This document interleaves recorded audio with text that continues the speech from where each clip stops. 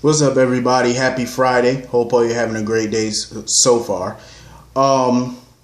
Getting into this episode of GH, first of all, I've seen some comments from people saying that they think, well, there's rumor that Sam had something to do with the memory mapping.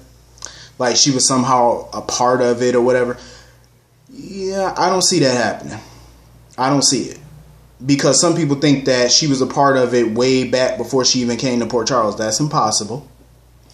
If the writers try to incorporate that, that would be a total rewrite. Because this memory mapping, nobody knew about Drew. Nobody knew Jason had a twin until 2012. That's when they found out. That's when this whole process even started. So this doesn't predate 2012. Sam has been on the show since 2003. They weren't working on that since then. Andre Maddox started doing this a few years back. You know what I mean? So it wouldn't make sense unless they completely rewrote this history. That's the only way. But anyway, Sonny and Carly,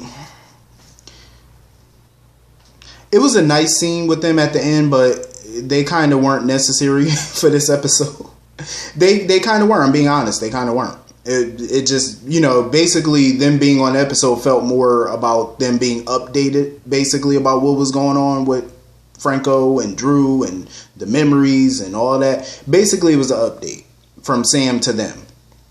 And then they, basically want to go more into detail about their vow renewal that they want to do. And they don't know. It was so funny how they said they don't know how they want to do it. Like, they don't know where to start.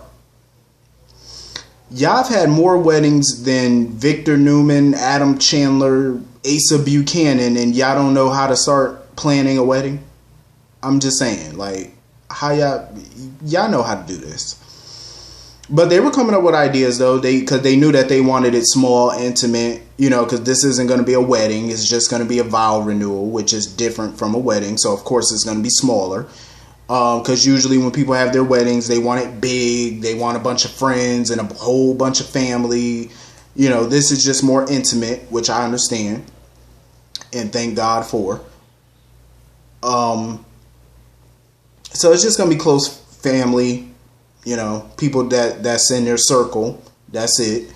And they decided to have it at the house. I remember back when they were supposed to get married 4 years ago. They were supposed their wedding in 2015 was supposed to be at their house. They were supposed to have it on the terrace and stuff. They had the fireplace going. I remember I commented about that wedding on one of my reviews because I was like, it was during the summer. It was still during the summer. It was the same day Sonny had got shot, and they had a fireplace going. Mind you, it was still 80 degrees at that time, and I was questioning why they had a fireplace on when it's still hot. You know what I mean? Because that would just make me more hot. Even though they had the doors and stuff open, but still, it's just too hot for that. So yeah, they just want something intimate, something small, simple, to the point. But I did love their scene, though, because, Sonny basically was telling Carly, the house that they live in, whenever they're apart, it's just a house to him. But when they're together, it feels more like a home. I love that. I love that. And I believe that. Because I've heard some people say that in real life about their spouses and stuff like that. Because a house is not a home when nobody is there. And that's the truth. It's a God-honest truth. I don't think they're doing this vow renewal for no reason, though. I have a feeling they're not doing this for nothing. I have a feeling these weddings are for a purpose. Like Nina and Valentine talking about getting married. That's for a purpose. Because I have a feeling that the Sasha stuff is probably going to come out at their wedding. And I have a feeling that if Sonny and Carly do this vow renewal, it could be the reveal of baby Wiley really being Jonah. Could be. Because it felt like this whole vow renewal idea came out of nowhere. So I'm like, yeah, they got to be going somewhere with this. Because I was like, ain't no way. So you being at your father's non-wedding makes you want to get married again or renew your vows out of nowhere? It's possible, but I doubt it. On this show, I doubt it. It's an agenda to it. Definitely. But it was kind of funny though how Carly was saying, how were they supposed to get Franco his memories back if they just interact with him and stuff? They can't force him to get his memories back and stuff. First of all, Carly, you and Sonny have no interactions with Franco whatsoever. Even when he didn't have Drew's memory, your contact with Franco was minimum at best. I don't recall any real recent scenes between Carly and Sonny and Franco, to be honest. Maybe they did, I just don't remember, but I don't recall a recent one. Like, they hardly have scenes with Franco. So why are they so worried about how they're going to get his memories back and this, that, and the third? Like, y'all don't even talk to the man. Y'all don't care for him. So that's neither here nor there for you. Like, seriously, I wouldn't. What are you worried about it for? Y'all don't speak to him. So anyway, listen, I totally understand where Willow's coming from, but I feel like Lulu filled her head up with the dangers of being with a cop. Listen, here's my thing. I understand that Lulu was trying to be transparent with Willow about dating a cop, being in love with a cop, or potentially marrying a cop, and what it's like to generally just be with a cop. Like, I understand her motives for doing it, but I felt like she was projecting her issues onto Willow. That's how I felt. She was being honest about what it would be like to be with a cop, somewhat honest, but she wasn't being all the way honest. Like, she made it seem like Chase was just like Dante and Nathan, like he's an adrenaline junkie, like he likes danger. That's the way that she was making it sound. But then when Willow was talking to Chase, she made it seem like Lulu was trying to say that he just wants to, you know, make the world great. Not great, but, you know, something. What did she say? Something about bringing justice to the world, something of another. And I'm like, okay, I could believe that, but that's not the conversation she had with Willow. She made Willow seem like Nathan, Dante, and Chase were all alike. Adrenaline junkies, danger seekers. That's basically how she made it. She made it seem like a whole bunch of horror stories about being with a cop and filled her head up with that nonsense. Like, if you're going to be honest with somebody about what it's like to be with a cop, then tell them everything. Don't just sit there and try to put your projections because your situation turned out bad. Don't put that out on them. Chase is not like Dante and Nathan. Yeah, I feel like all three of them have the criminal justice system. They have that in common because they all vow to protect and serve. Nathan and Dante, they preferred sometimes to take unnecessary risk. You know, Chase is not really like that. He's not an adrenaline junkie from what I've seen. He's not a danger seeker. You know what I mean? He's just a cop who wants to investigate crimes and get to the bottom of them. He's, so far from what I've seen of Chase, he's not trying to, you know, take unnecessary risks to get himself hurt or killed or get somebody else hurt or killed. That's not his agenda so far. And he's been on the show now for a year and he has yet to be shot. He hasn't been shot yet, so that's a good thing. You know, it's just, you can't compare somebody that you barely know to other people that you've known. You know what I mean? Like, Lulu hardly knows Chase to make that, you know, that assessment of him. So Willow, in my opinion, should not be listening to Lulu, especially with the situation that she's going through with her husband. You do not want to listen to her. I'm just saying. You know, you can listen to certain bits and pieces, but don't listen to the whole story because that ain't the truth. Like, calm down. Like, a lot of us are not in the criminal justice, you know, field. And guess what? We can get hurt or killed just walking out our front door. Life is a danger sometimes. You know what I'm saying? Life is a scary, you know, the world is a scary place. That don't mean we have to stop living. You know what I mean? Like, walking out your front door, you can get hurt. It's that easy. Like, come on. You gonna be scared to walk out the door every day? Can't be. I enjoyed that scene, though, with Franco, a.k.a. Drew 2.0, and Jason. So now we're getting some answers.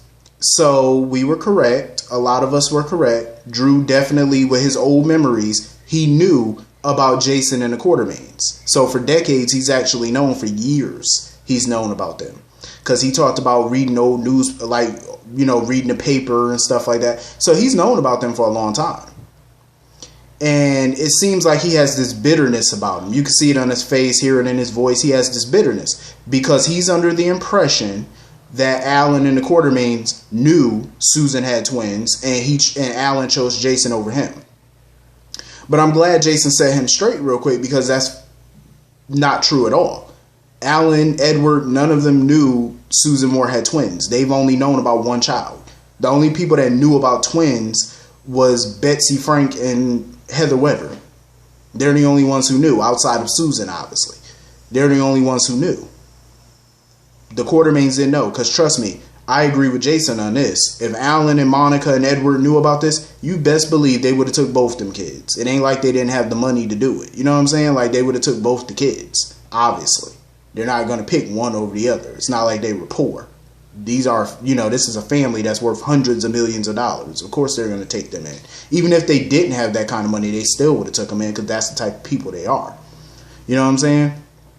That's just what they do. They love their kids, biological or otherwise. They love their kids. Yeah, they've, pit, sometimes Edward pit his grandkids against each other, pit his own kids against each other, and Alan and Monica kind of did the same thing before with AJ and Jason, but that doesn't mean that they don't care about their kids. They do. Sometimes they have a skewed way of showing it, but they do. Franco wasn't trying to hear nothing. Franco wasn't trying to hear nothing Jason had to say. All he wanted from Jason was a couple $100 to get out of town. He keep throwing it in Jason's face that he rich. Oh, you're a rich man. Oh, you're rich. I'm glad Jason was modest about his money, because we all know Jason is wealthy. We know this. Jason is worth millions. We know. But Jason was very modest. He said the same thing I would have said. If I'm like in that wealthy position, I would have said the exact same thing. He was like, I do okay. That's how you know somebody rich, when they say I do okay, or nonchalant. That's how you know you rich. When you say I do okay, that's how you know you got paper. You got bank. That's how you know. When you sitting there talking about I do okay, yeah, you do more than okay. You just trying to be modest. But I respect it, because I like that, though. I like people to be modest about what they got. You know what I'm saying? You ain't got to brag about what you got, because Jason could easily do that, but he's not that type of dude. He's not, he doesn't flaunt his wealth, clearly. I mean, you're a man that walks around in black t-shirt and jeans every day, so you definitely don't flaunt your wealth. Look at Sonny and all them with the designer Italian suits and the big mansion, and your wife walking around with big diamonds and stuff. I mean, come on. Jason's wife was walking around with a nut bolt in her hand as a wedding ring.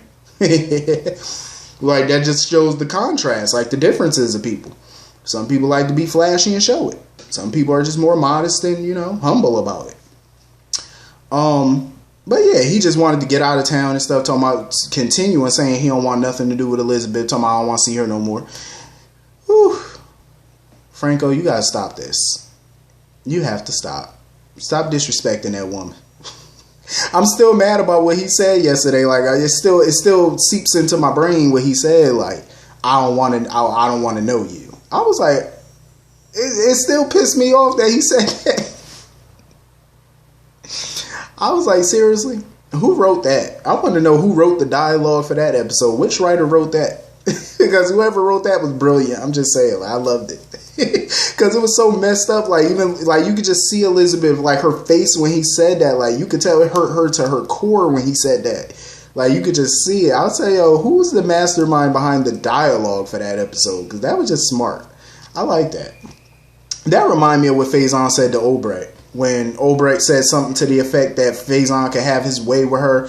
I think she was bargaining with him to leave, I guess, Nathan, or leave somebody alone, I guess. And she was like, you can have your way with me or something. And Faison said, oh, I've already had my way with you. Whoever been writing that dialogue, I swear, y'all deserve an Emmy just for that. I'm just saying. Because that was brilliant. I loved it. So yeah, Franco getting all hostile because he's sick and tired of people calling him Franco because he doesn't know that life. So he basically tried to threaten Jason. He was like, call me that one more time. Same way he did Maxie. And, Nathan was sitting over there. He saw that the conversation was getting heated. So Nathan went over there to kind of break it up, see what's going on. And when he called Franco done punched Nathan Chase. He done punched Chase all up in the face. So now he getting arrested for assault on a police officer. Whew. He talking about something. Oh, He said police officer. He said, I don't see no uniform. I'm like, Franco, you don't see that badge in that gun? Good Lord. I'm like, I can see it. It sticks out like a sore thumb. As soon as he started getting up walking, you can see the badge in the gun. It ain't hard to, But maybe from the angle, he probably just wasn't looking. But I'm like, bruh, you done punch that man in the face. It don't matter if you ain't know he was a cop. You could punch anybody in the face and get arrested. It's still assault. Now you just got an added bonus because you hit a cop. So that's even worse. It's bad enough if you hit a regular person, but you hitting a cop is even worse. Your bail could be sky high because of that fool. But I enjoyed that little confrontation though. Another scene that I enjoyed today was Monica and Drew, original Drew. So for those who were wondering, yes, Leslie, because you seen Monica with the hand brace on.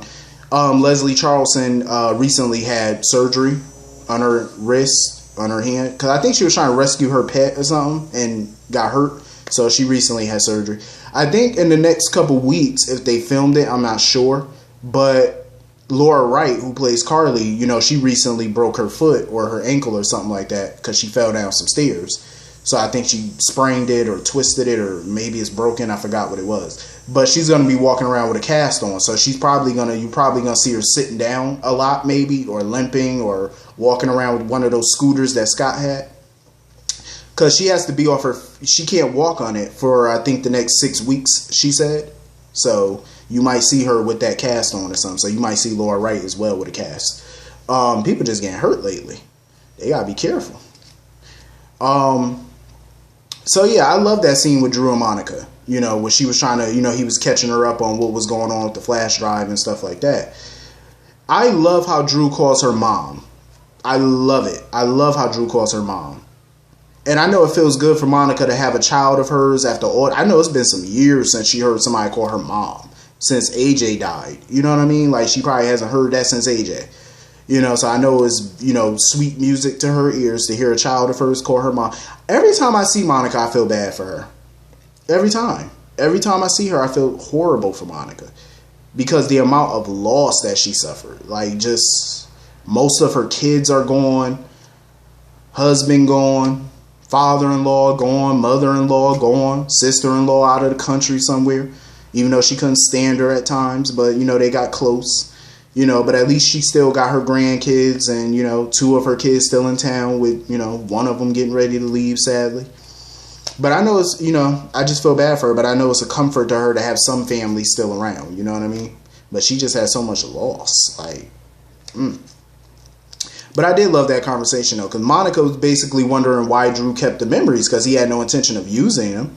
So she was just wondering the same thing, like, why did you keep them? But he was like, with everything going on and stuff, which is understandable, because every time you turn around, it's a crisis. So he sometimes forgot that he even had it. The only time he remembers he has the flash drive is when Shiloh would bring it up to him. But he was also keeping it because he was hoping that one day some doctor would come up with something to where they can implant old memories, but you can also keep your new ones. It wouldn't affect your new memories. That's what he was hoping for. I don't blame him, because with modern science and modern medicine and stuff, you never know what breakthroughs these doctors be coming up with. You know what I mean? So I don't blame him for that, because you never know. Something might come up later. But, Monica basically wanted him to talk with Franco and basically see whatever, because it could be a good thing. That's how Monica saw it, for Drew to learn more about his past through Franco. But I understand where Drew is coming from, because he feels like the way Franco is, he was like, Franco's not probably going to want to tell his memories to him, especially since Drew is telling, keep trying to convince him that he's somebody else. So he probably doesn't want to share that with him, which is understandable. But I still think that Drew should definitely try to talk to Franco. You know what I'm saying? Like, try to find creative ways to get information out of him. Try to build some type of trust or rapport with him. So that way, unbeknownst to Franco, he's actually telling you about his past. You know what I'm saying? Without actually knowing that that's the angle that you're working. Find a creative way to do it. Because there's ways of getting information. Hell, go to Valentine to get that truth serum. It worked on Hayden. Could work on Franco. Drew, But when Drew was talking to Monica, what I noticed was he dropped a piece of information that sounds similar to the information Franco was dropping.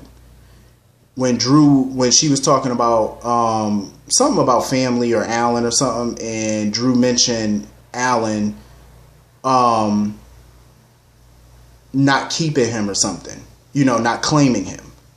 Talking about, because Monica was like, she wanted to get to know Drew from his past, you know what I'm saying? So maybe the memories in Franco could help her learn more about Drew too. And Drew mentioned the child that Alan didn't want to claim. So he was under the impression as well that Alan didn't want him, which is not true. And I'm surprised that he thinks that. Like, you have Jason's memories. So why would you still think that Alan wouldn't claim you when you have Jason's memories? So that means that you would know that Alan didn't know. Because if you have Jason's memories, then that means Alan didn't know about you. You know what I'm saying? Because Jason didn't know about you. You know what I mean? So he would know that. So it kind of struck me as odd that he said Alan didn't claim him. That statement it was a little odd right there. I'm like, if you got Jason's memories, then you would know Alan didn't know jack squat about you. You would know that Monica didn't know about you. Like, I don't know. That just seemed like a odd line to throw out there. You know what I mean? Especially when you have somebody's memory. So that would mean that that's confirmation that you would know this. Because Jason was sitting there telling Franco that Alan didn't know about him. So if you have his memories, then that means you would know that too. So it was kind of odd a little bit. It struck me as odd. So I know some people were saying that how come Hayden didn't know about what was going on? Well, a lot of people don't know. Look at Carly and Sonny. Everybody, Monica, none of them knew what was going on with Franco. It's not like, you have to understand, this is all still in the same day. So none of them knew. It's not like this is front page news. You know what I mean? Like, everybody's finding out word of mouth, basically. That's how everybody's finding out what's going on. So Finn finally, told Hayden when he saw her what was going on and stuff, and even she was like confused when he told her about all of this. Even she said just by him telling her this information gave her a headache. I don't blame her. Like, it's such a confusing situation. Like, it's a lot to process. I just wish that Hayden would tell this man what happened to this child. Like, why she keep playing games? Like, what is going on with this baby? That's all I want to know. Like, where is this child? Because we know that she was pregnant. She didn't lose it. So where's this kid? Does she have it with a Swedish nanny or something? Like, where's the child? I just want to know. So anyway, I did love the scene with Cameron and Elizabeth, him trying to comfort her. Cameron feels so much guilt over what happened. Like, he's really trying to step up to the plate and do whatever he can to help his mother. You know what I'm saying? And help Franco. Like, he's doing whatever he can because he feels so guilty. And my thing is, he should stop feeling guilty about something that he had nothing to do with. He had no control. You know what I mean? He keeps telling himself, oh, if he would have just ran. The man had a gun. If you ran, depending on how good of an aim he is, he could have shot you in the back.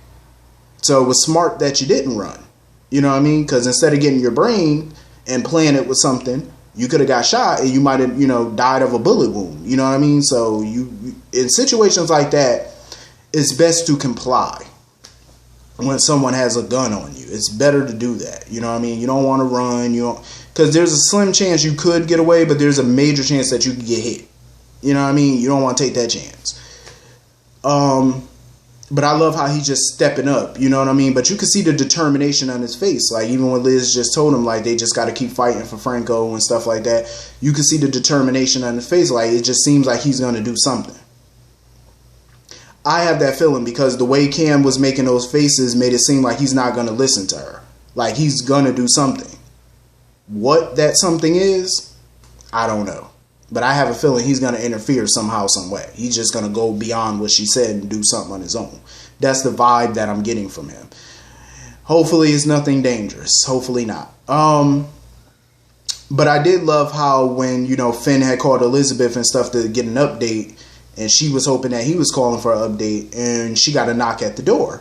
I was happy it was Hayden, because Finn told her what happened, so of course she was going to be by her sister's side. And I'm glad that she went to go see Elizabeth, and she basically told Liz, I'm moving in for a while.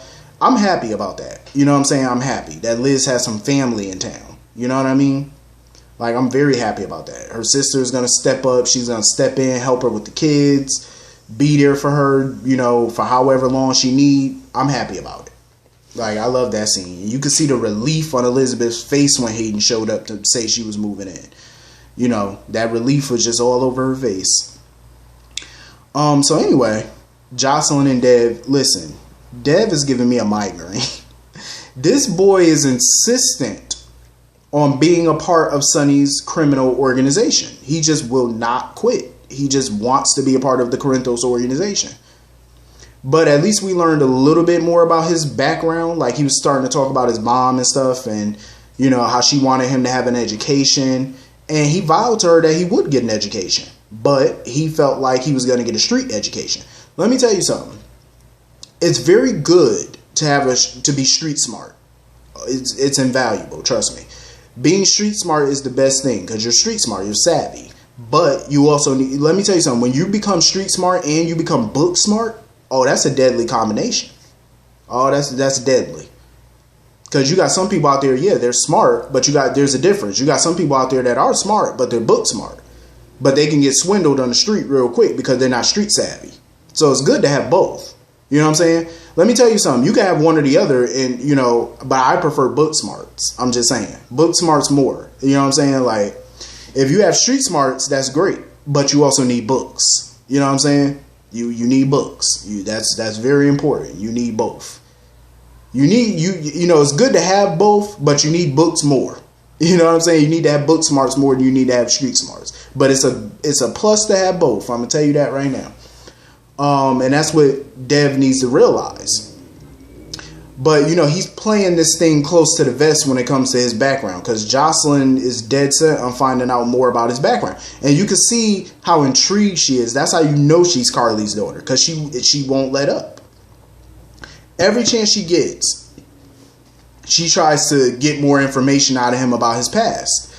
And I think he knows that. So he's giving her a little bit at a time. You know what I mean? Like, he's reeling her in. But with Dev, you can't never tell what's true and what's not with him, because he's a little shyster. So you can't ever really tell whether he's being truthful with you or not.